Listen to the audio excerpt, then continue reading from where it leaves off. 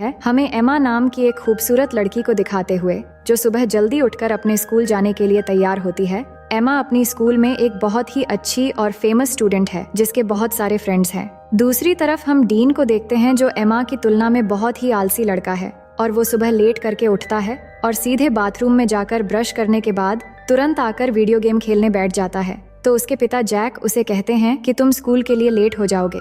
वहीं हम एमा और उसकी छोटी बहन स्टेसी को देखते हैं जिनको उनकी माँ बारबरा स्कूल छोड़ने आती है। उसके बाद एमा स्कूल में पहुंचकर अपने बेस्ट फ्रेंड लिजी से मिलती है और जब वो बातें कर रहे थे तभी स्टीफन नाम का एक स्टूडेंट आकर एमा को हाई कहता है और ये देखकर लिजी एमा को चिढ़ाने लगती है। अब उसी दिन क्लास में मिस्टर क्रिश्चियनसेन जो उनके टीचर हैं वो बताते हैं कि बस अगली सुबह ठीक 7 बजे ट्रिनिडाड आइलैंड के ट्रिप के लिए निकलेगी और वो आगे बता ही रहे होते हैं कि एमा क्लास में लेट पहुंचती है और डीन भी पीछे से आकर एमा से टकरा जाता है और उसे सॉरी शहजादी कहता है। इसके बाद जब मिस्टर क्रिश्चियनसेन ट्रिप के बारे में और जानकारी दे रहे थे तभी लिजी एमा से कहती है कि डीन भी ट्रिप पर जा रहा है अपने पिता के पैसों की वजह से और फिर वो डीन को देखकर मुंह बनाती है। अब लंच के समय लिजी अपने दोस्तों को एमा और स्टीफन के बीच सुबह जो हुआ वो बताती है और कहती है कि ट्रिप में जाकर हमारे पास 1 हफ्ता होगा अपना जादू चलाकर एमा को स्टीफन के साथ एक्शन कराने के लिए। पर एमा कहती है कि हमें ये सब छोड़कर ट्रिप पर ध्यान देना चाहिए। अब सभी जब बातें कर रहे थे तभी एमा की नजर डीन पर पड़ती है जो चाकू से सेब काट रहा था।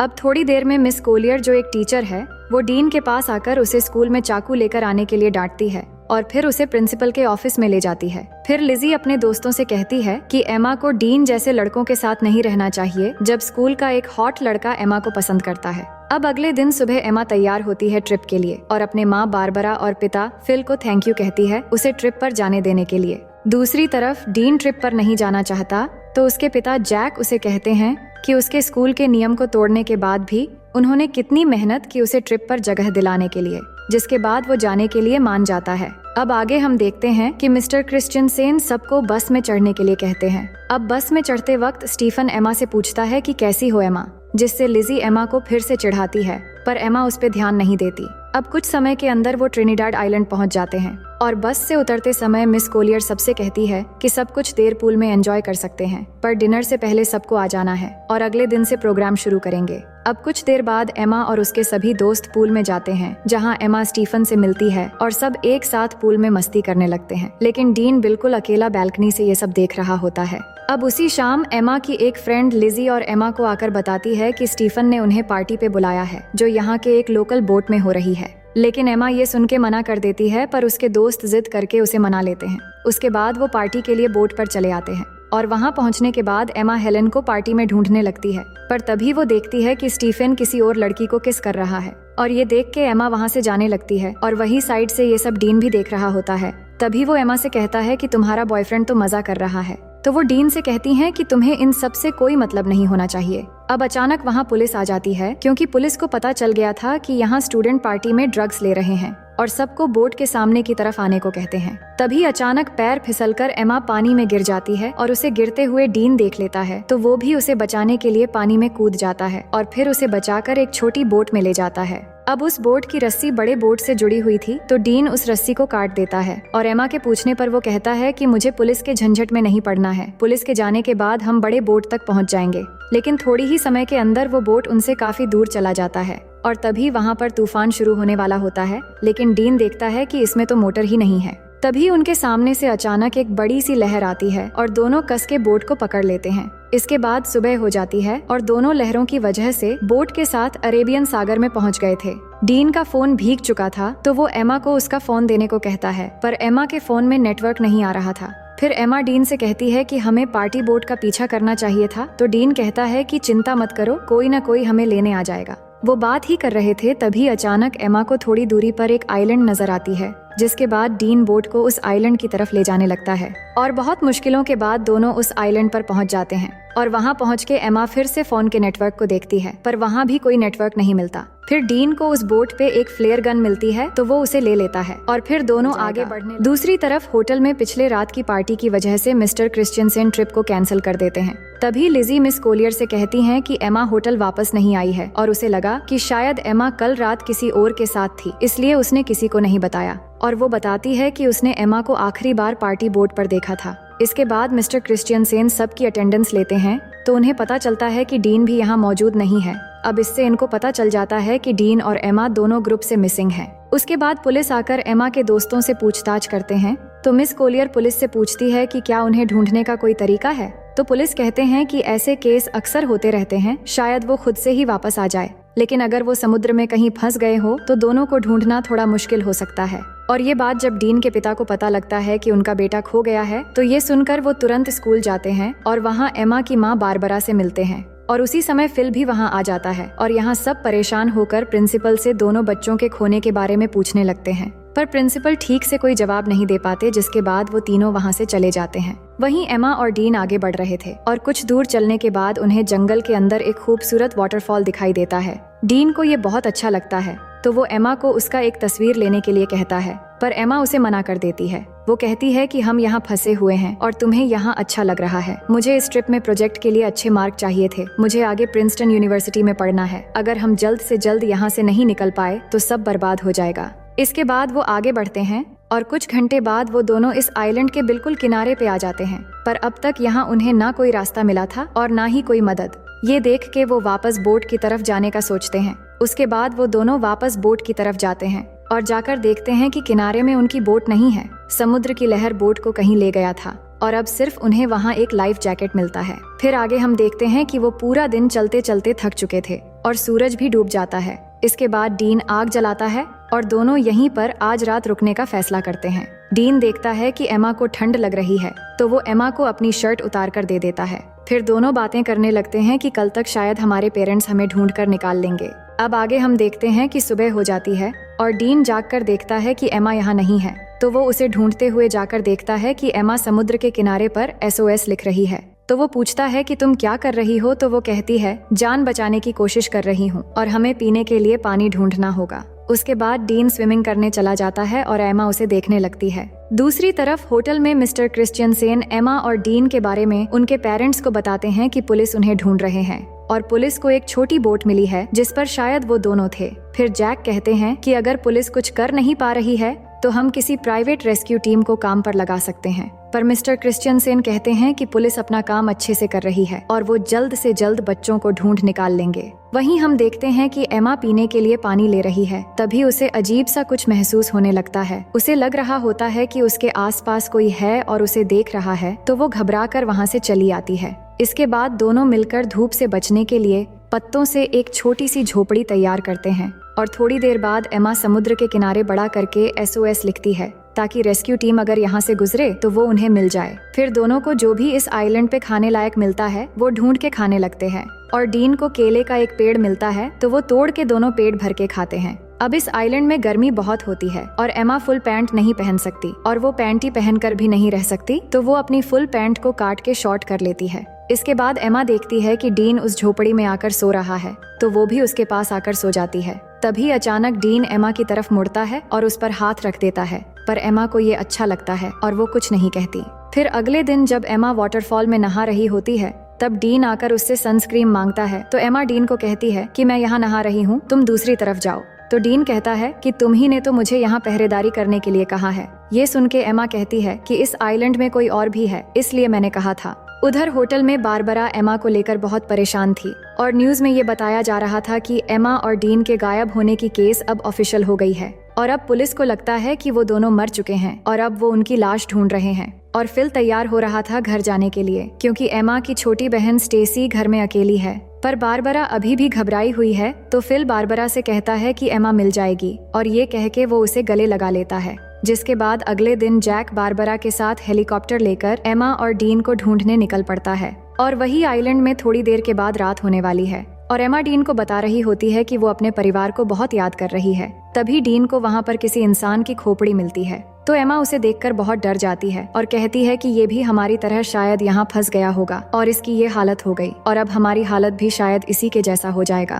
पर डीन उसे कहता है कि ये शायद कोई मछुआरा या फिर कोई स्मगलर होगा जो यहाँ आकर मर गया था, लेकिन हमारे पीछे हमारे पेरेंट्स हैं और हम यहाँ अकेले नहीं हैं। और उसे विश्वास दिलाता है कि अगर हम एक दूसरे के साथ ऐसे ही देते रहेंगे तो हम यहाँ कभी नहीं मरेंगे और एक दिन हम जरूर घर वापस जाएंगे। और ये कहने के बाद वो एमा को किस करने लगता है। एमा पहली बार किसी को किस कर रही थी और उसे अच्छा भी लग रहा था और अब रात भी हो गई थी। फिर क्या होना था, डीन सारी हदें तोड़ देता है और आइलैंड में एक तूफान आता है और इस तूफान को एमा पहली बार एंजॉय करके बहुत खुश थी। फिर सुबह होने के बाद एमा जाग कर देखती है कि डीन यहाँ नहीं है, तो वो डीन को पुकारने लगती है पर वो उसे नहीं मिल रहा था। तो एमा बहुत घबरा जाती है और उसे ढूंढने के लिए जंगल में चली जाती है और थोड़ी दूर आगे जाकर वो देखती है कि डीन एक गड्ढा खोद रहा है। तो एमा को समझ नहीं आ रहा था कि डीन ये क्यों कर रहा है। तभी अचानक एमा गिर जाती है और उसे घुटने पर चोट लग जाती है, जिसके बाद डीन तुरंत उसकी चोट को ठीक करने लगता है और उसे कहता है कि तुम्हें कुछ नहीं होगा। फिर वो दोनों वाटरफॉल में नहाने लगते हैं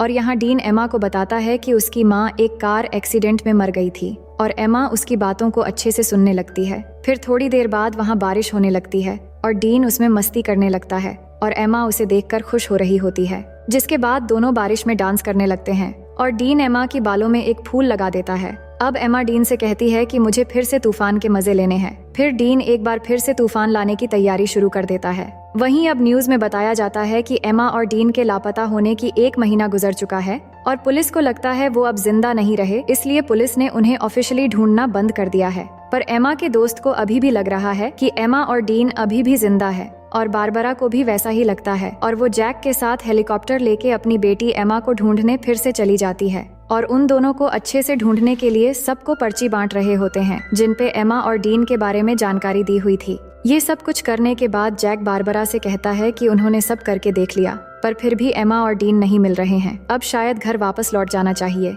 ये सुनकर बारबरा उदास हो जाती है और घर चली जाती है। दूसरी तरफ डीन एमा को हरी रोशनी के बारे में बता रहा होता है, जिसके बारे में उसकी माँ ने उसे बताया था और वो बताता है कि वो रोशनी सूरज के डूबते समय दिखती है, पर डीन ने उस रोशनी को आज तक कभी नहीं देखा है। अब यहाँ उन्हें कुछ और हफ्ते बीत जाते हैं और दोनों आइलैंड के खूबसूरत एनवायरनमेंट के मजे लेने लगते हैं। वो समुद्र में नहाते हैं और बहुत मजे करते हैं और ऐसे ही वो एक दूसरे के बहुत करीब आ जाते हैं और जब भी उनका मन करता है तो वो तूफान और भूकंप के मजे लेते रहते थे। अब ये सब कुछ होने के बाद एमा डीन से पूछती है कि तुमने पहली बार कैसे किया था और वो कौन थी। तो डीन बताता है कि जब मैं स्कूल में था तब मेरा एक दोस्त थी जो मुझसे उम्र में बड़ी थी। अब डीन जानता था कि एमा की ये सब कुछ पहली बार थी, तो वो पूछता है तुम्हें कैसा लगा। तो वो बताती है कि अच्छा था, लेकिन तूफान की वजह से गलत जगहों पर रेत चली गई। इसके बाद एमा कहती है कि मुझे और एक्सपीरियंस करनी है, तो डीन कहता है कि ठीक है। अब आगे हम देखते हैं कि दोनों जंगल में जाते हैं कुछ फल लाने के लिए और डीन थोड़ी आगे जाकर फल तोड़ने लगता है।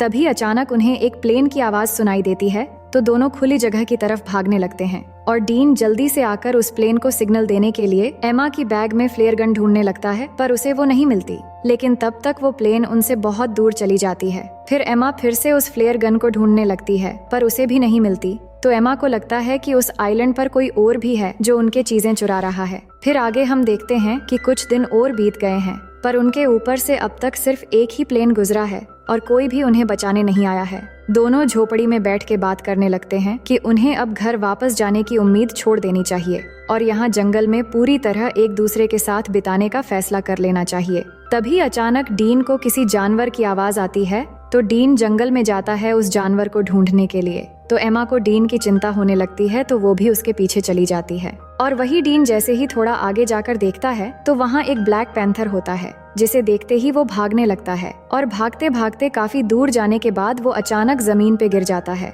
और एमा भागती हुई जब डीन के पास पहुँचती है तो वो देखती है कि डीन के पास खून से लथपथ एक चाकू है और उसने एक ब्लैक पैंथर को मार दिया है। फिर आगे हम देखते हैं कि एमा और डीन के सभी दोस्त और पेरेंट्स उनके बिना ही अपनी जिंदगी की शुरुआत कर लेते हैं और यहाँ एमा और डीन ने भी आइलैंड पर जीना सीख लिया है और इधर ही अपनी जिंदगी गुजारने का फैसला कर लिया है, क्योंकि उन्हें जो उम्मीद थी कि उन्हें कोई बचाने आएगा वो भी अब खत्म हो चुकी थी। उन्होंने शिकार करना भी सीख लिया है और यहाँ पर झोपड़ी बनाकर रहते हैं और सभी उम्मीदें छोड़कर खुशी से एक दूसरे के साथ देते हुए दिन गुजारने लगते हैं। फिर एक दिन एमा उल्टियां करने लगती है, तो डीन ये देखकर उसे पूछता है ऐसे ही हो गई हैं। इसके बाद एमा अच्छा महसूस करने के लिए डीन के साथ लेट जाती है, पर जब वो दोनों बात कर रहे होते हैं तभी एमा की खोई हुई चीजें ऊपर से गिरने लगती है और जब वो दोनों ऊपर देखते हैं तो वहाँ पेड़ पर एक बंदर होता है जो उनके सामान फेंक रहा होता है और वो देखते हैं कि बंदर के हाथ में वो फ्लेयर गन भी है जो डीन को उस दिन नहीं मिला था। तो उस बंदर को एमा एक केला दिखाती है तो वो गन नीचे फेंक देता है,